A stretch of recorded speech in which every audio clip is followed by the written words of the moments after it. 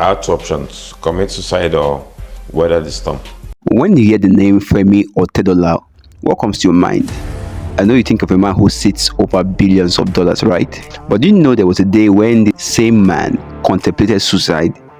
In 2008, a shipment containing about 1 million tons of diesel bought by Africa Petroleum, a company which was owned by Femi Otedola, was coming to Nigeria. And while the shipment was on voyage, the oil prices collapsed from about $146 per barrel to about $34 per barrel. And at almost the same time, naira devalued and interest rates began to skyrocket so fast. This caused the wealth of Femi Otedola to plummet by about $480 million due to the plunges in oil prices, and about $258 million due to the devaluation of the naira, and an additional $320 million due to the accruing interest rates. He also lost about $160 million when the stock market crashed. Worst day on Wall Street. The market fell as if down a well. He was about $1.2 billion in debt. According to him, this was the reason why he believed that this happened to his business. Now, coming back to your question, why I lost billions?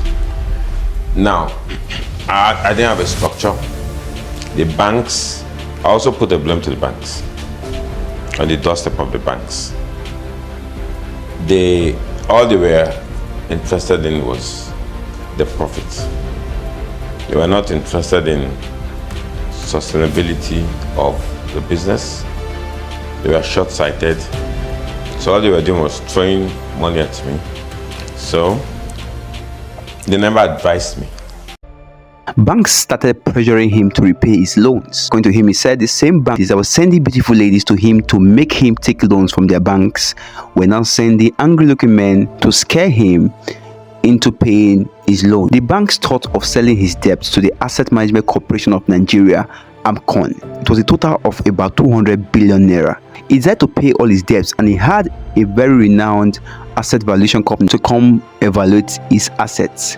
According to him, he was running one of the most successful real estate companies then in Nigeria, and he had about 184 flats, which he gave up. He was also the largest investor in the banking sector, which he also gave up.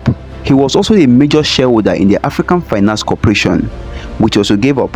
And gave up here means he sold the shares or liquidated them so that he could have money to pay his debts. And if you're very conversant with the business news, you will know that the position now held by Tony Elumelu as the chairman of Transcorp was once held by Femi Otedola, and he also had to give up this position by liquidating his shares so that he'd be able to pay up his debts.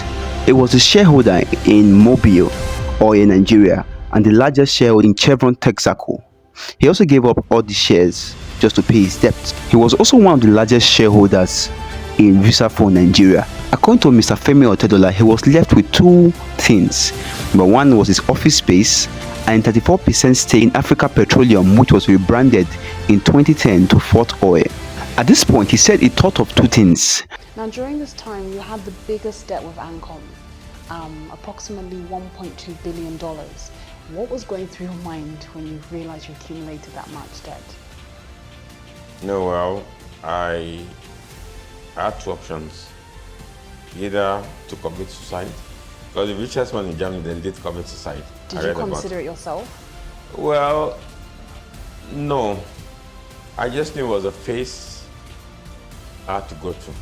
He started building his businesses again, learning the things he did not know before, building up his structure in his business, and leveling up his skill set in the business world. 4 years down the line, 2014, he would be on the Forbes list of richest people in the world, together with the likes of Aliko Dangote and Abdul Samad Rabiu. This time wasn't just back, he was back bigger, better, and this time more experience in the business world.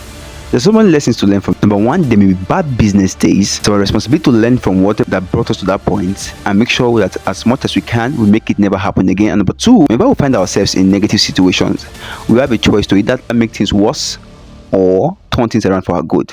I hope you got a thing or two from this video. This is the Abraham Network. Follow me for more videos on productivity, business, finance, and impact. See you on the next one.